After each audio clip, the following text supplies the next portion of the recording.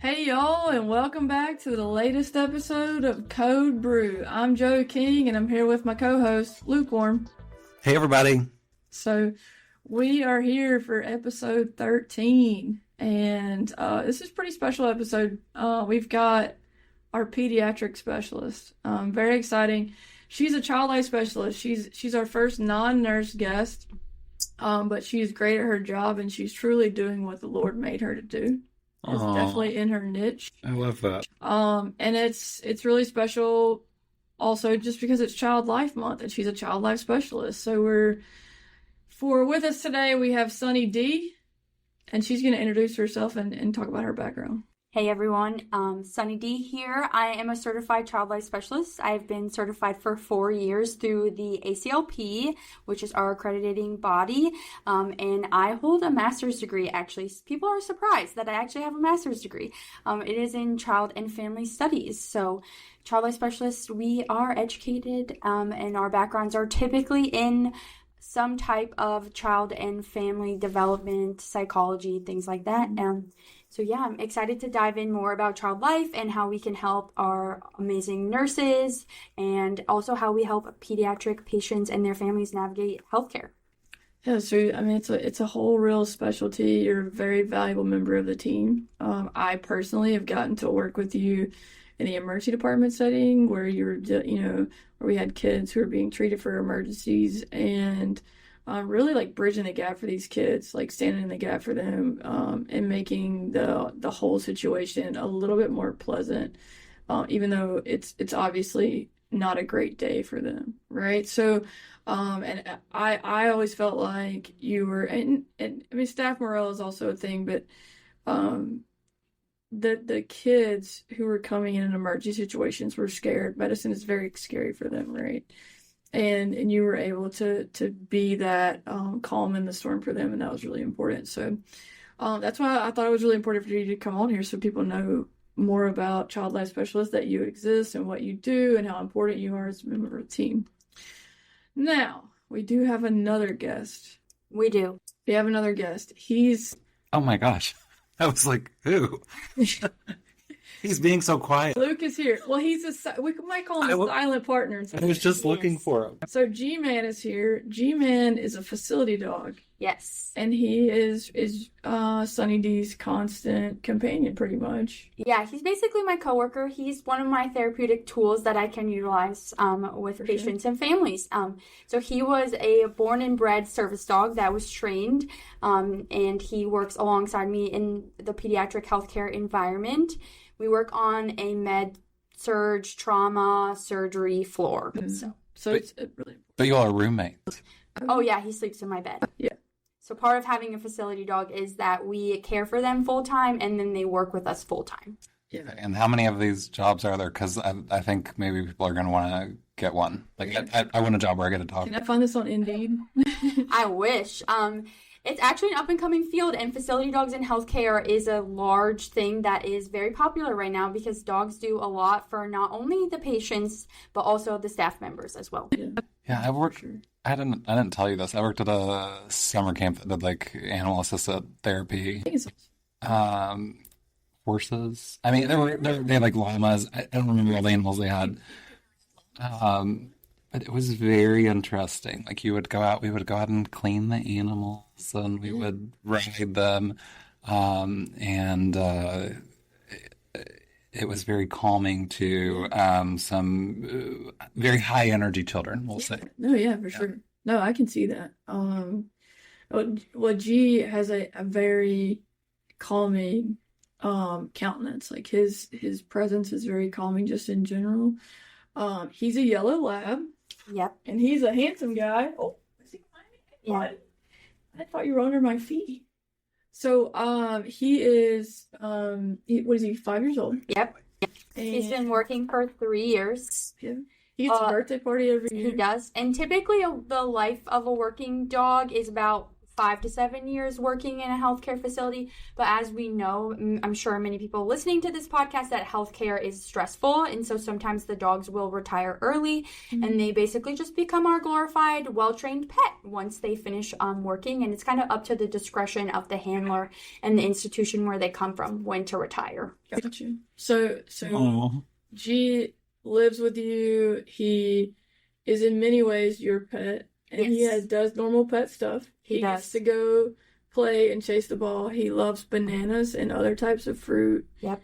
And what else? Tell us about G's personality. am I supposed to be feeding my dog bananas? Maybe. Dogs love them. Yeah.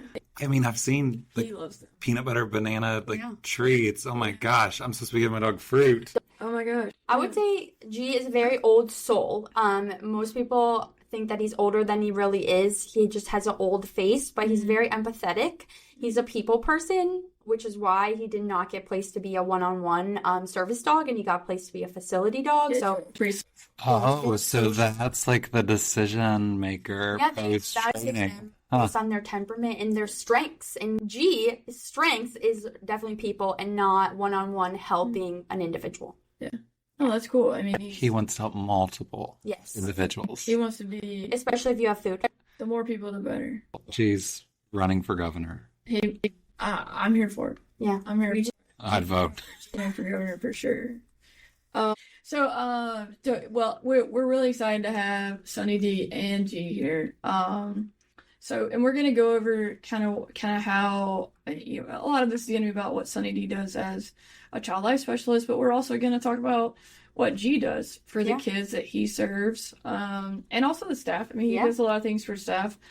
So, like I said, both Sunny D and G are very important parts of the healthcare team in their facility. So, we're gonna go over that. So let's start out with what is a child life specialist? Like, what is the role when taking care of kids? Yeah, so we are psychosocial healthcare workers.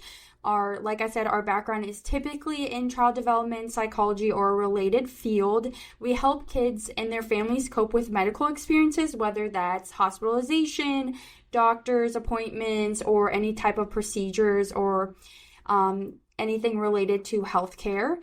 You can see us in a variety of different settings, whether that's in an inpatient facility, an emergency department, a NICU, a adult ICU, working with children of adult patients, and we are branching out into hospice as well as community-based settings, whether that's schools or private practices as well. Oh yeah, I can see the value in so many of those settings.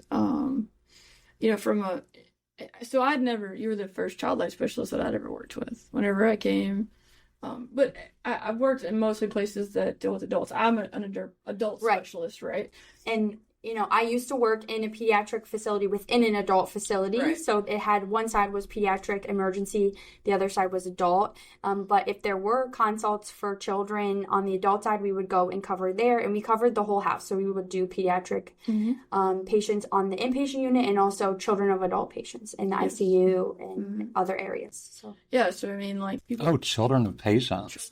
Oh, love it. Yeah. so Oh, that's helpful providing comfort in situations. for families as well. Yeah, no, for sure. I mean, because children are affected by the illness of their parents or their grandparents or other caregivers, right? Right. And then, my first encounters were with y'all were whenever you were, doing more of the staff morale Yeah. piece because as rounding with the dog. as ED nurses we we go through situations that are very trying and sometimes we just need to be loved on a little bit. 10 minutes. With G-Man, with G-Man is he's real good at loving on people and just making the day a little bit better. So Loves a good belly rub. he does. You know, I've rounded with a dog before, and it's kind of amazing. Everyone just stops what they're doing, and their face just becomes and then you see them just super positive when they leave, and it's they're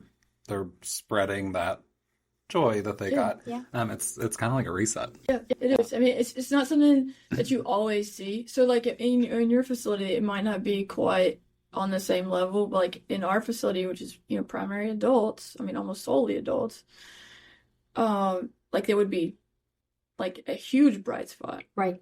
There is there like a specific patient population or like a criteria for like animals? Yeah. Not not really. Infection prevention does have a lot of say over where the dogs can go and what type of patients they can see, which makes a lot of sense. When we were working in the pediatric within an adult hospital, we would go to the ICU, we could go on the unit, and we could see patients as long as they weren't on isolation. So we would see adult consults with a facility dog, which was great. And I think that's awesome. And now we work in a freestanding children's hospital.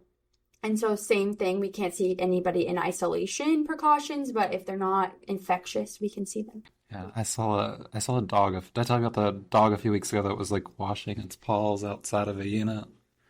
Like I guess like the handler, and they're at the sink and she's washing his paws and with soap and water, and then she's patting him on this towel on the ground or whatever. Definitely not. It was very, very interesting. I was like, this is the way we wash our paws, They counted to 30. Wow. I'm not sure if they counted to 30, but it was a glorious process to watch. You got his paws after he comes back from playing outside. Oh, yeah. Before going into the hospital, but never that intense. Never that. Well, yeah. I mean, we see weird things. We do see weird things. Adult versus pediatric.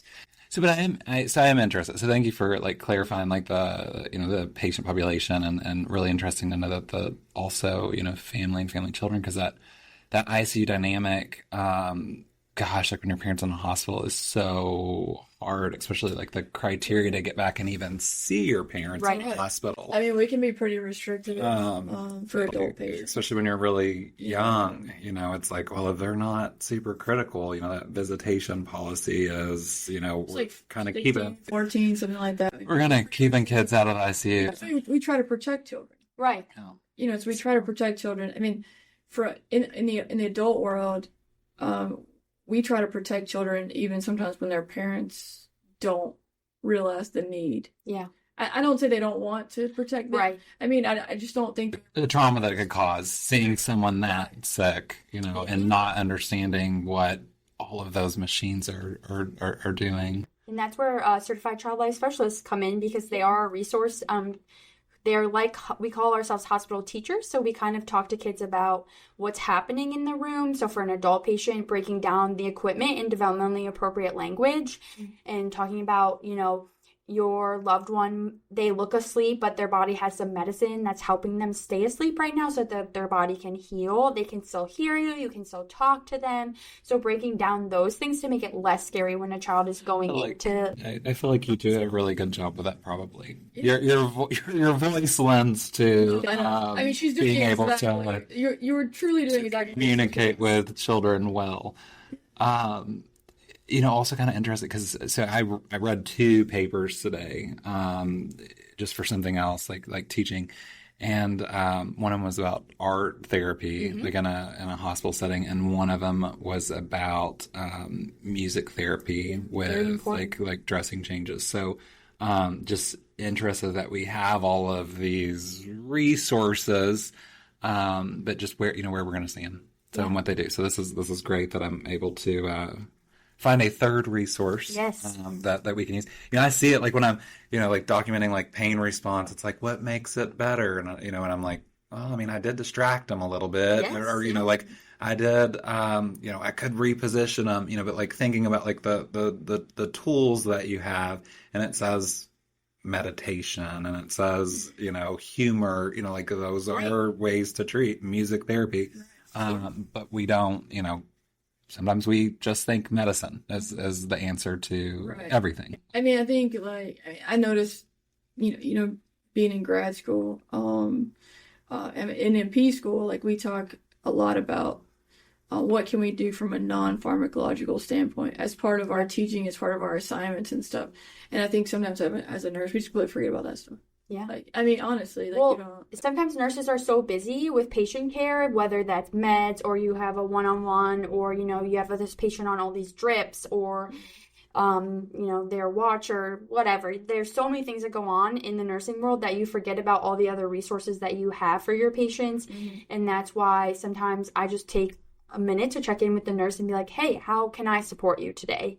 And that's important as well from a psychosocial standpoint. Well, it's so different when you're dealing with a child. Because, they're not always cooperative, and it's not because they don't want help, it's because their fear takes over. A lot of times, yes. And a lot of times it's also just not knowing what's happening to their body, and that's kind of where we step in too. I would say our primary roles in healthcare settings are that preparation and education. So preparing children for what's happening to their body or their loved ones if they're coming to visit in a hospital setting, adult hospital setting.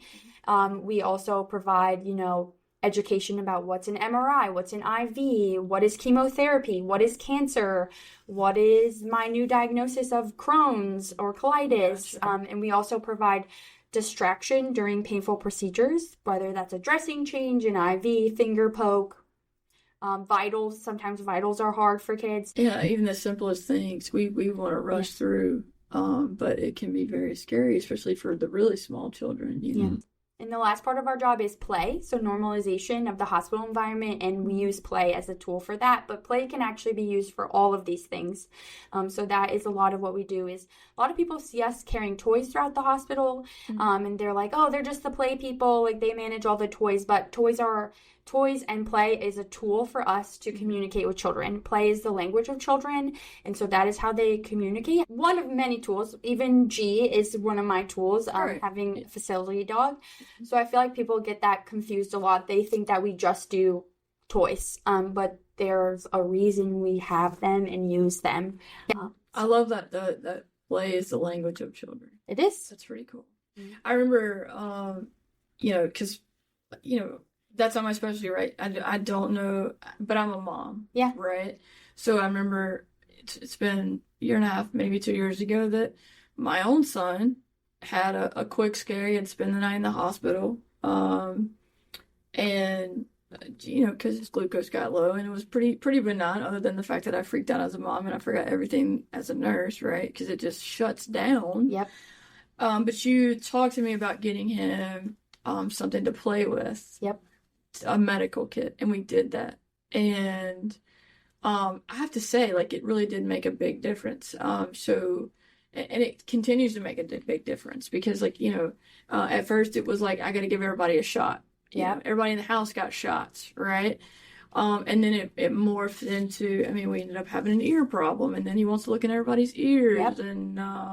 And he has a great pediatrician who would look for a bird in his ear, and he made little bird sounds. And Aww. I love that. So he was convinced he may still actually think there's a bird in his head.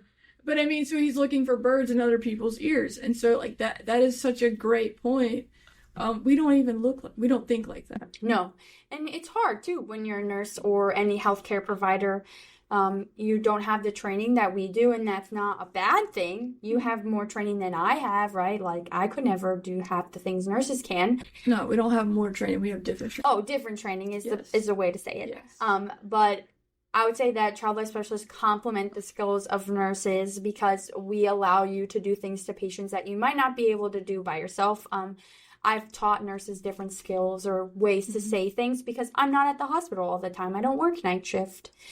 So I think that we are a helper and we're a tool that nurses can have in their back pocket. Most facilities have certified child life specialists that nurses can use as tools in their back pocket. And also a lot of adult hospitals can have a consult service for child life specialists. This is a good point. That's something I might take back. Because, it's not every day that we have somebody who is going through a really tough time that has kids, but a lot of our patients do have kids, and we don't even consider their needs. So that's something to think about for sure. So tell me about your training and education, right? You said you have a master's. How do you become a child life specialist? And there's probably people who are like, I didn't know this existed and now I want to be one. Yes. So, I always tell people to go to the website for the ACLP, which is the Association of Child Life Professionals. It kind of breaks down everything I'm about to say. but you're required to have a bachelor's degree in psychology or any related field, child development, family science, anything like that. And you have to complete certain coursework that is taught by a child life specialist. Typically, that is like a death and dying class, that is a play class, a hospitalized child class, and then all of your development from birth to death. Then we recommend that you do volunteering, lots of volunteering with well children. And so that can be camps or after school programs, children who are in stressful situations. So like foster care or have experienced some type of like disaster or event. And then hospitalized children. So that healthcare experience is very important as well. Then you have to also complete a 600-hour clinical internship. Those are done pretty much every semester at any pediatric facility. You have to apply and interview and get accepted. Yeah. So it's pretty selective.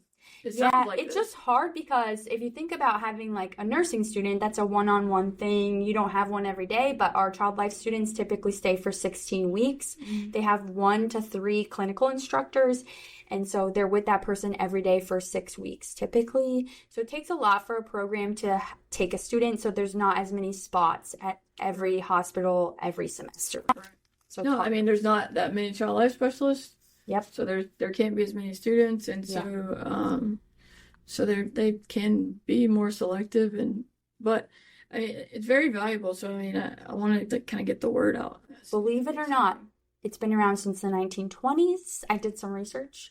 But the accreditation came around in the 1980s. You said 1920, I still heard 2020. I was like, oh, 5 years. You're saying 1920, I'm like, yeah, like 5 years. Yeah. So, and most people are like, I've never heard of this before. And that's because if you don't work in pediatrics or you don't have a child who's experienced a traumatic event or a healthcare encounter, you really haven't come across child life. Well, and then, that the day when my son was in the hospital, he was visited by a child life specialist. They brought him a truck, which immediately made them friends because that is what he loves. Yeah. And, like he came home from the hospital with a toy, and I was like, what?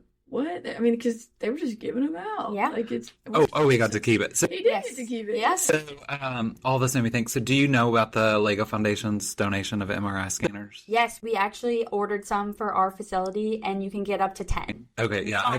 I just looked at. So I heard about this recently, and I was like, hold on, where is this story? Because I know that this exists.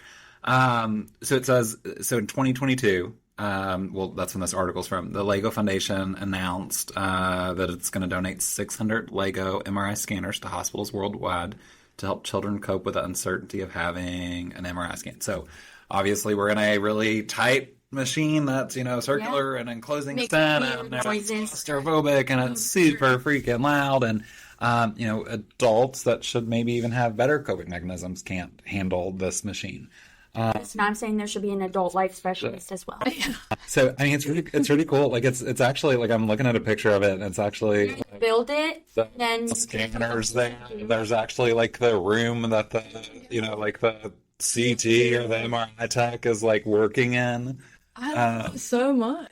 But yeah, so it looks like you can still apply for the program. We just applied for ours, and they're wipeable, so you can use them with multiple kids. Because infection prevention. Yeah, no, for sure. Oh my gosh. And they are calling it a tool to put in your nursing toolkit. Yeah. I love it. I'm always adding things to my nursing toolkit. I got a few. I what an MRI is too if they never had one. Oh, come on down. Yeah. Build a Lego. I love this so much. I love to see companies do things for the right reasons too. Isn't that great? I love Legos, period. Yeah, what are you gonna... Can your cat teach anything? Your Lego cat that you just put together last week? So that's how I've learned to focus studying. Nice. Is Legos. putting together Legos. Yeah. I just put together a life-size cat of my cat. Yeah. So that's it's cool. So it's calming. So it's calming, even without it explaining the procedure. No, he's calming. No, it is very calming, because the instructions are pictures. Yeah. That's the beauty of Legos. They don't require. Oh my gosh! Instructions with words. Yeah. Yes. No, I don't want any words. I don't want any words Tiny either. details, your mind has to focus. That's diverting you from whatever other outside things you have going on. So Yeah, no, it's great. Way to go, Lego. Okay. So tell me, let's talk about how children process things differently, because this is definitely like out of my realm of comfort, right? So we're stepping Right. out of my zone. Right. I want to step into your zone. I want to learn about how children process these medical situations so much differently than adults. So we know that their brains are developing. They're not fully developed, obviously, and they're in a lot of different stages of development when they enter a healthcare environment, and they come with the things that have gone on at home or the traumatic experience that has happened. And we say kids are resilient, but they're also vulnerable. So it's important to realize that the healthcare environment can impact them, even though we say kids are resilient. It's like, oh, whatever, that's a poke, they'll be fine 2 days later. But sometimes some kids are not. They're vulnerable to certain situations depending on their developmental level and also the traumas they've experienced outside the hospital setting. I think that kids also, they have a lot of this magical thinking that adults do not have. So we say the words like CT, and they're like, huh? What's a CT or a CAT scan, right? That's something we refer to that. And they're like disappointed because there's not a cat. Yeah, they're disappointed because there's not a cat. So this magical thinking kind of impacts their hospitalization because they get scared and nervous about what's happening, and the doctors and nurses are saying all of these big words to them and they can't comprehend. I mean, even some adults cannot comprehend these things too. So I would say that development really plays a role. So child life specialists are able to go into a room, and I know this child is 5, so I know that they're in this stage of development if they are typically developing, and I know the healthcare is going to impact them in this way, which they're going to be scared of bodily harm. They're going to be scared, with that magical thinking, and really understanding that this is not their fault. Most of the time, children get sick, everyone gets sick, and, have to come to the hospital at some point. So I would say that children process things differently because their brain isn't fully developed, and we really need people who break it down and explain things in their appropriate language. Yeah, I'm like stuck now all of a sudden because I'm like, oh gosh, what's 3rd or 4th grade? What age is that? Typically 8 to 10. Isn't that like our education material for adults? Isn't it supposed to be written at a 3rd or 4th grade level? Yeah. So like for kids, I mean, like we can't even, I don't even know we can read below those grades. I mean, I guess like in kindergarten, like you learn basics. A little book or something with, pictures that run. But, so like, that is a we should be pretty significant barrier where you're going to need pictures and play to get it across. And like very, for the most I mean, you think some of these kids, I mean, you're talking to like a 2 or a 3-year-old and trying to help them understand, like, it can be really challenging. Well, that's where play comes in too, because in development, those kids developmentally are not going to understand what you're telling them, like what an IV is. Right. So that's when you just have a doll or a stuffed animal with an IV and you play through it. Or you're just focusing on providing that distraction and that comfort during the procedure, and then afterwards play. And you also, you make suggestions for nursing staff and stuff too. Like I know, I've seen you utilize the there's different pharmacological and non-pharmacological pain management strategies for painful procedures. There's comfort positioning that we teach. Yes. Or like different types of holds. Yeah. I've seen you instruct parents on how to hold their child in positions of comfort. Yeah. Which is really cool. I mean, that gets the parent engaged. That's, should be like a safe person for that child, and that is really helpful. And and then I've seen this pharmacological. I've seen you the J-tips. We love them. Is that the little lidocaine gun thing? Yeah. Okay. Yeah, that's what it looks like to me. It sounds like it goes like. Yeah. It's compressed like a certain IV. Yeah, and it kind of like. I've seen it. I've seen it. It has like the cold. Yeah. It has like the cold, so they don't feel that. They're kept in the fridge. Yeah. But they also can use freezy spray. Certain hospitals use freezy spray over J-tips. Buzzy Bee, which was developed using research, which is the gate pain control theory. It vibrates and has a cold pack for injections. Okay. Shot blockers are different things you can use. There's so many things out there, and a lot of parents aren't even aware, and we teach them these things. Like I've had parents with type 1 diabetics, their child's diagnosed with diabetes, and they're like, I'm ordering this, because you can get all of it on Amazon pretty much, besides like the J-tip, that's a pharmacy. Right. Well, I mean, so by the time I met you, like I was, 12 or 13 years in. to my healthcare career. And I didn't know about this stuff, yeah, you know? right. And I think sometimes it's asking for it, and also educating nurses on how to use it correctly. Like, I have nurses who are like, well, the J-tip blows veins. And I'm like, well, have you learned how to use it properly? Because if you don't move the skin and you do it right on top of the vein, the compressed air is going to blow the vein. So, but it's really cool. I mean, it's like, I mean, these are all really cool things. And the positions of comfort really work, and you don't think about. So you're agreeing to hold me tonight? I'm not. I'm not holding you tonight. I mean, G has demonstrated the positions of comfort for staff to educate. So you could do it on one. No, yeah. I mean, it's like, but you don't. I mean, for me, like, I've been that parent that was freaking out, right? And like a position of comfort, if someone had coached me on that, like, it probably would have helped me too as a parent. Like, okay, I'm helping. I'm helping. Yeah. I thought you were saying for somebody to come hold you. I mean, because I become a mom. I stopped being a nurse and I become a mom, and I get really anxious, and so that role is incorporating things that give everybody a job. Everyone needs a job. Yes. And that's part of our job, is to give kids jobs. So it's like, I'm telling you, your job is to hold your arm still, but you can choose, do you want to watch the iPad or do you want to play I Spy? And then giving the parent the job of like, do you feel comfortable sitting here holding your child, or do you want to hold their hand? Yeah. Those types of things.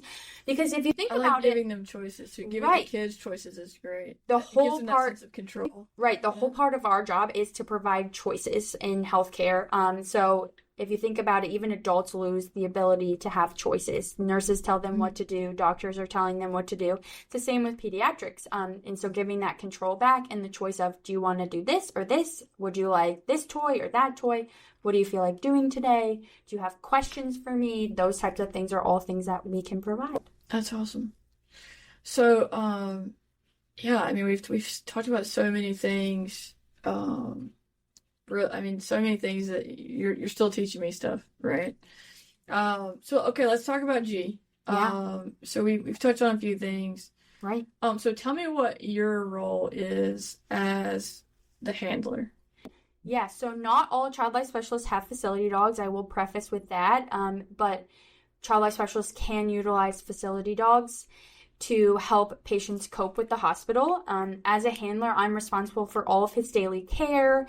So grooming, feeding, picking up his poop, all the good stuff of having a dog. But I'm also responsible for his well-being at the hospital too. As we know, healthcare is stressful for not only the patient and the family, but the healthcare worker. As we know, healthcare burnout is on the rise. So kind of, dogs can't talk for themselves, so I have to set boundaries and speak for him. I had a situation today where this mom said, can you bring that dog in here? And I'm like, nope, unfortunately, it's the end of our day. We can see you tomorrow. So setting that boundary is really important as a handler. And also making sure he has fun at work too. No one wants to come to work and it be the same thing every day. Yeah, it can be really stressful. I mean, because so animals, they kind of take on the emotions of other people. I mean, he's not immune to the anxiety and the stress of the environment. Yes, totally. And he can sense too, I think, when kids and families are more stressed, and he will kind of tune into that and be more calm. I mean, he's already really calm because he was trained to be that calm, but he can totally sense it, and especially our staff too. Yeah, and I mean, you said he's really empathetic, so he's even more so really, really tuned into people. Yeah. So tell me, what does it look like whenever he's supporting a pediatric patient? What does a typical visit look like for him? Yeah, so I will say that our hospital that we work at does not work on a consult service. There are some facility dogs that are consult based only. We work on a unit together, so we're a unit team. So we only see patients on that unit. Like I said, it's a surgery trauma floor. So we typically like to see kids who are here for a longer stay. They're not there for that just 24-hour post-op admission. infection, those kids are typically coping better than our kids who came in for, a ruptured appendix and they're going to be there for 5 days. So really, I just get information from the chart and also from our nursing staff about how patients are coping. And I'll round without G just to make sure that a kid likes dogs, if I think they're a good candidate and they're not allergic to dogs. Most kids are like, yes, yes, yes, I have dogs at home. We know the power of pets and animals. But typically, I like to utilize him for those kids who have a more traumatic or stressful admission and are going to be here for a little longer.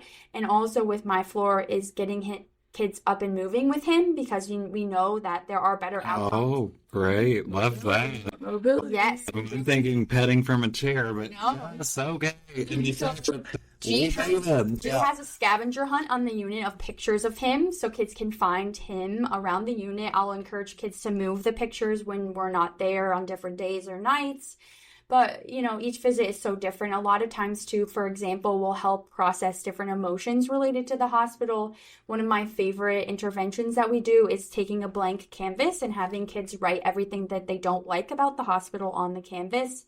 And then they use paint to put on the canvas. And then we take a plastic bag and we put peanut butter on the outside of the plastic bag.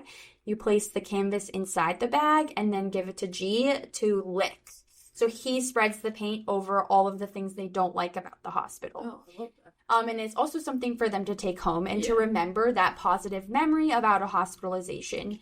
Sometimes, too, it's even just playing ball in the hallway or playing. G is the doctor. Yeah. And kids can do things to him. So, I know we're going to get into this more, but I had a burn patient. I work with burn patients, and he wrapped all of the gauze on G, and he was putting Band-Aids on him, and he was telling him, G, I know this is going to hurt, but just take a deep breath. So he was using his coping skills with G.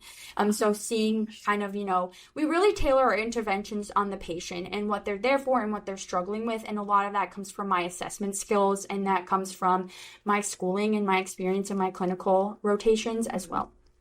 Gosh, it breaks my heart to hear some of these stories, these kids who are going through burns and they've learned how to put bandages on and all that kind of stuff. And they're saying, I know this is going to hurt. Oh my gosh, that just breaks my heart, Flip it to the great resources that are being provided. The fact that y'all are you're really standing in the gap for these kids. I mean, it sounds like positive coping, and I hear that stuff. So sucks, but to have all of those resources, it sounds like we're learning how to, effectively cope from these situations. Things for these kids, I mean, I am trying to figure out how to get adults to mobilize. Okay, you can go and hide these photos. I mean, what can I do? I love that. I love hide the salt packet.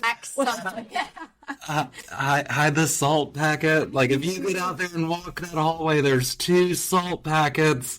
I feel like we could easily do ice cream for adults. They would get in. Yeah, ice cream. I don't know, foods that they want. Just be like, tell adults to move is food. Tell the doctor, listen, I'll give them some ice cream. I'll get them to walk 500 steps. Literally what they might do in a week with physical therapy. In the hallway, in the unit somewhere, you got to go find it. Ready, set, go. I hope it's not. If you hurt, it's a magic cup. It's a magic cup. Listen, it's not gonna melt. Strategies learned here. Okay. From your friendly child life specialist in my toolbox. Yeah. So tell me about G visiting the staff. What is he doing for staff morale? Yeah, so because we are unit-based, every morning I check my census, read my charts, and I go up to my unit. I am always on my unit. I consider myself part of the unit family and unit staff, even though I don't share an office space with them. I round with G, so they have an opportunity to pet him or give him any treats that they might have brought him. I do allow that. I know every facility dog handler team is different, but I feel like it boosts morale between staff and facility dog and also boosts the dog morale. G is very motivated by food. Not all dogs are, which is surprising to me, but that's okay. Whatever. And we get, about what's going on the unit, who's going home, who had a rough night, who has what procedure, who's having trouble with this medicine, who needs to walk, things like that. We do have physical therapy. They use us a lot as well. So that's their time with G. And then they know to respect if he's working with the patient to ask the patient to pet, which is great. We've kind of done a lot of education with that. But then we know that not all of our staff at the hospital we work at has a unit where they work on that has a facility dog. Mm-hmm. So we started implementing yappy hours, which I actually got from another facility dog handler. Like that name, I kind of stole it, but it's fine.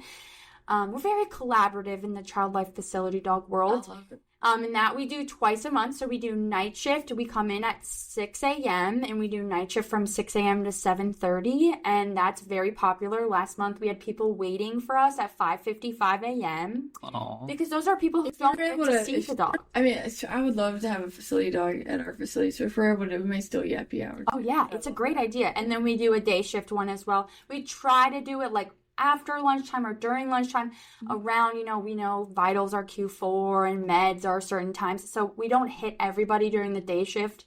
But then the leadership team will also utilize our dogs during, hospital appreciation month or different things like that. They will collaborate a lot with us as well. And then G's birthday party is probably like the biggest event. I still have people talking about it. I think we had almost 90 staff last fall because that's an opportunity for everyone to come. And then we have multiple facility dogs too.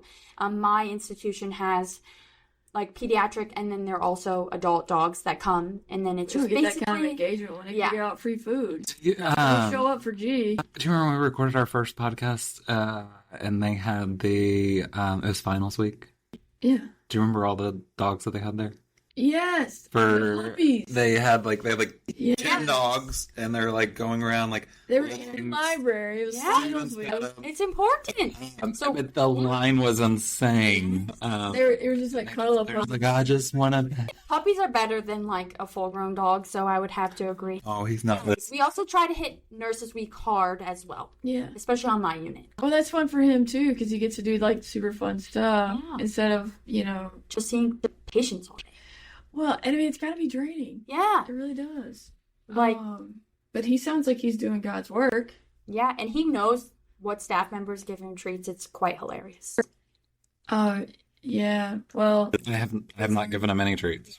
I've given him treats before. Yeah, he loves food. Yeah. It's just fun.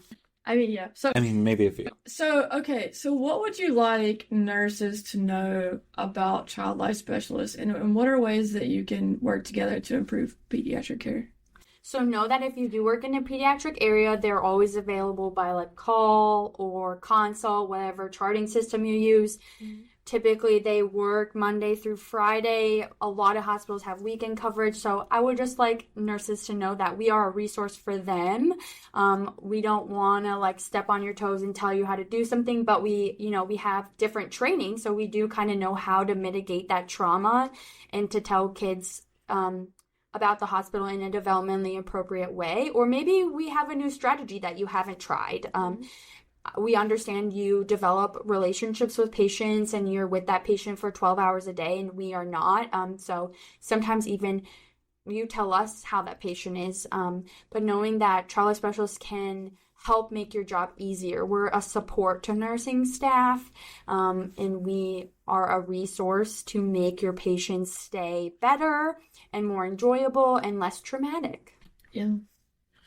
That's awesome. I think you're such a valuable resource for sure. So, so you've given a lot of examples. Are there any other like real life examples of teamwork between child life specialists and nursing staff? Yeah. So like you said, we work together in the emergency room, and that is probably the biggest time you see child life nurse collaboration is during those procedures. It was huge. Yeah, so providing that education about what an IV is or what sutures are, or during trauma choreography, being at the head of the bed and narrating everything for the patient.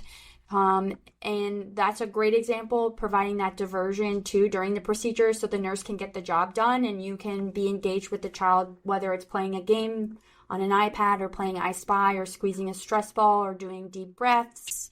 Trauma choreography. I like that term. Mm-hmm. Yeah. That makes a lot of sense. Yeah. I don't know if I've ever heard it called that, but it is very choreographed. Yes, everyone has a job. Yes. So So similar. you stand at the head of the bed and you kind of tell the child what everything's happening. Yeah, at my institution, that's where our position is. Everybody has a different spot for everything, but we are kind of at the head of the bed so that the child can hear us, because a lot of times if they're in a C-collar or they're intubated or what, they can't move. So explaining everything that's happening to them, things like that. I like that. I've never done any pediatric trauma at all. 0 cases for me, and I would hope it stays that way. Yeah, we're gonna keep it that way for you. Yeah, that is not my thing. So, because my heart breaks for kids. So, maybe that would make me better at it, but I'll be taking it home every day. Yeah, it's a big thing. So, but the fact that you have somebody, and I mean, I know how chaotic those rooms are. Yeah. I'm very well aware. We actually, the last 2 episodes were about trauma. Yeah. We talked a lot about it, and that you're standing at the head of the bed and talking about all the things that are happening that either they can't see or maybe they can hear. May sound super crazy. I mean, I know like we're yelling things out. Yeah. We're, out of necessity for purposes of charting and all that kind of thing. But no, I can imagine that situation is actually super terrifying. So that's awesome. I like that. Another good example is med taking. As a nurse, your job is to give meds, make sure the patient takes them successfully. But we have a lot of tips and tricks to get kids to take, whether it's liquid medication, and we also do pill swallowing education. So if you're having trouble with a patient and you've tried all the tricks in your book that you've learned in clinical or in education, call your child life specialist. They might have something new that you've never tried before, or they might be able to make a sticker chart to make taking your medicine more fun, or provide prizes to reward the patient for, taking the X amount of medication, how many times a day.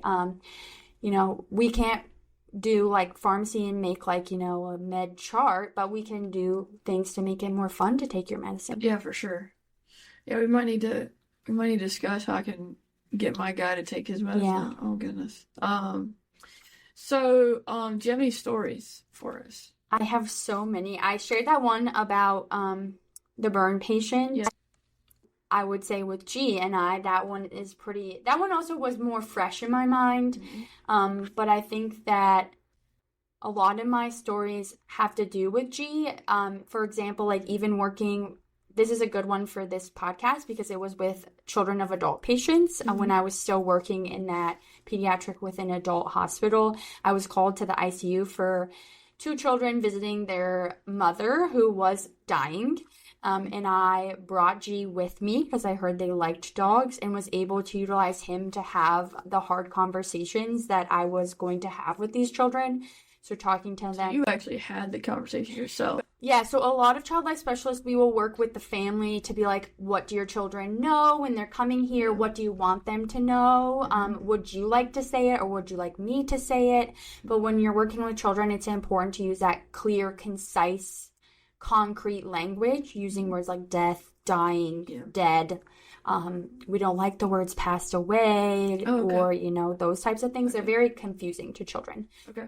So in this example, the family wanted me to have those conversations and to just create a more positive experience for those children coming to visit. So I was able to do that alongside G, and he just laid on the floor with them outside their mom's room.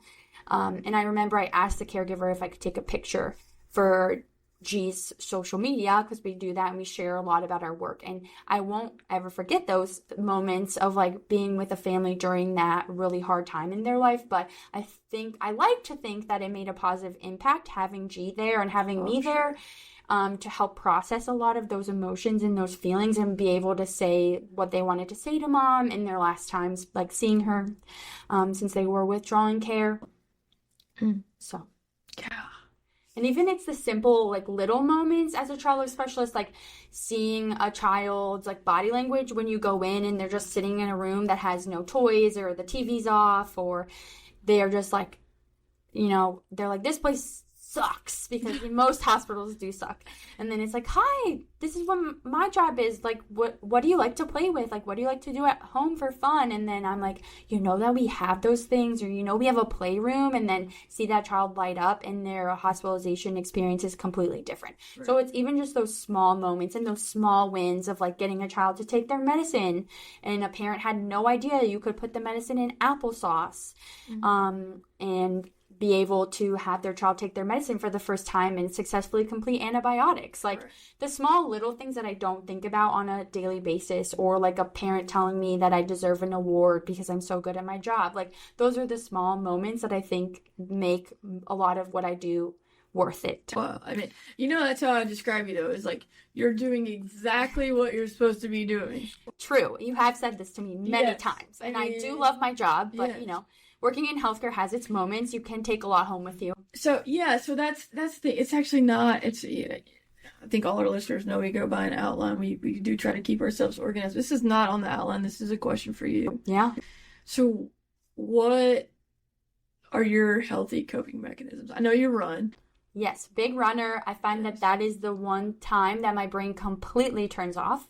I had a very bad bout of burnout last year after working with some high acuity traumas who were on my unit for quite a long time. And I found that starting therapy was very helpful for me because that was a safe place where I could process things and not have to lean on a coworker or someone else. But also I would say my other coworkers and my nursing staff, like sometimes just, sitting at the nurse's desk, venting with my nurses because they were in that traumatic experience or they were with that patient with me is super helpful for that coping. Mm-hmm. And then I've also learned to just focus on the wins. Like if you had a really bad day, think about one thing that made that positive experience with the patient, or write down the good comments that you get from patients or families and keep that on your phone so you can look at that when you have a bad day. And those are actually strategies I learned from therapy. Oh, well, that's great. I mean, I feel like nurses really need to learn these things. And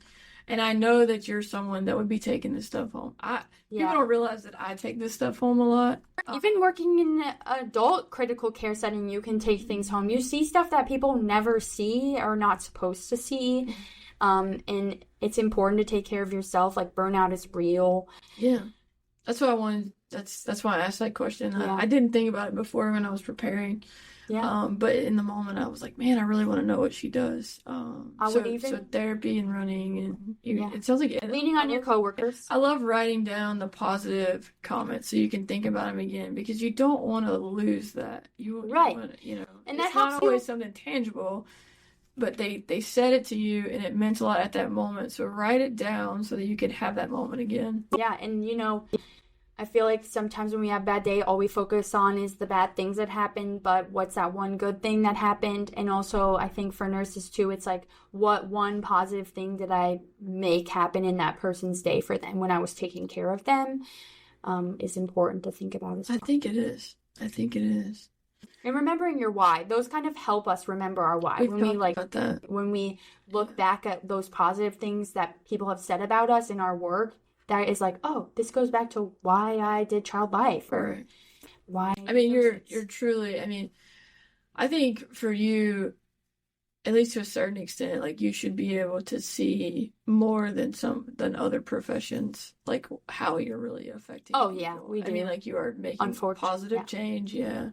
So. And I would say also boundaries are super important. I was working a lot What are those? with some of my nurses about these things, because I feel like nurses don't get that ethics and boundary training that we do in child life. And the Child Life Code of Ethics, we're not allowed to have contact with our patients for 5 years. We can lose our license if we're caught. I don't know how that would actually happen, but so for me, it's not taking patient phone numbers, not being friends with them on Facebook or Instagram. For me, that sets a really good boundary, because it's once you leave the hospital, I'm not going to see you again unless I run into you at Kroger or some grocery store or the park or something. And I feel like a lot of my nurses, working in pediatrics, you get attached to that patient and family. Yes. And then the family, the mom or the dad's oh, can we find you on Facebook or whatnot? And me, I have that hard boundary where I'm nope, unfortunately I can't. So trying to coach some of my nurses into that. And it's difficult, but your licensing organization established that boundary for you. Yeah. So it was forced on you. But that might actually be helpful, because you don't have to feel bad. You have to say, no, I'm not allowed to. Yeah. So you can, you're not the bad guy. Right. And think about, you're taking it home with you. If you're going home and you're looking on your phone and you're seeing updates about this patient. You are 100%. No, I totally agree. I really like that. So, okay, so we always have a tip for new grads, and I Yeah. love what you've sent. So I want you to tell us what's your tip for new grads. So for those of you who don't know Patch Adams, he was an amazing physician. Most people know him as Robin Williams because there was a movie about him. That's what I was thinking. But he was a real physician. He was a Look real him guy. up. He was adorable and cute and had a white mustache. But there's a quote that he says where you treat a disease, you win, you lose. You treat a person, I guarantee you'll win no matter what the outcome. So I think it's important to recognize that we are treating people, no matter what stage of life they're in or, how they come through our doors, and that they come with a lot from the outside world into the healthcare environment. So remembering that, treat them as a person and see how you can make their hospitalization better by, leaning on those supports like we were mentioning, art therapy, music therapy if you don't have child life, or a pet therapy program where the dogs come into the hospital, or a chaplain or a social worker. Those psychosocial supports are so important for people's healing, because you're not just treating an illness, you're treating a whole person. And it's important to think about, what a person comes into the hospital with besides their illness. I love it. It's a good one. It is a good one. It's a great one. This has been awesome. This has been, Yeah, so nice to know about. yeah, I have really enjoyed this. We're we've hit so many important things, and I've just been so excited. I've learned so much, and I can't wait for our listeners to hear it. Any final thoughts for us before you go? We're so glad that you were here, and G was here, and we've got to talk about this, because I think, I know some of our pediatric listeners probably do know about child life specialists, but they may not. Like, they may work in a place where, like, it's underutilized. They may not have. I mean, some of these smaller places, like rural areas and stuff, they may not have that kind of stuff. I mean, but it is so valuable. So the more we talk about it, the more we can get those resources to kids that are sick. So, but yeah, final thoughts for you. I think just keep doing all the good work you're doing. Remember your why. Yeah, no, for sure. Oh, I love it. Love it. So, learn about child life specialists, y'all. If you're working in a place and you're seeing kids, or you see a need for a child life specialist where you are, have that conversation. Be a change maker, and realize, like, how important they are. So, one last thing, as always, we do have our merch store. Check out the Code Brew store at codebrewpodcast.myshopify.com. We are still running that special until the end of the month, where you have Brew Crew 10. You can get 10% off your entire order. And I'm actually wearing one of our hoodies right now, and I love it. And I've gotten a lot of compliments. So, as always, stay caffeinated, stay curious, and we'll see you next time on Code Brew. Bye, everybody. Bye.